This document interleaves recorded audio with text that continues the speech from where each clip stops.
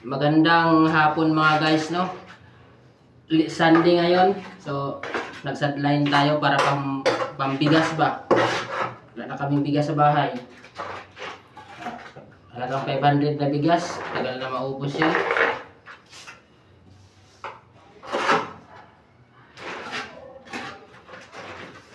Time setter muna tayo ngayon.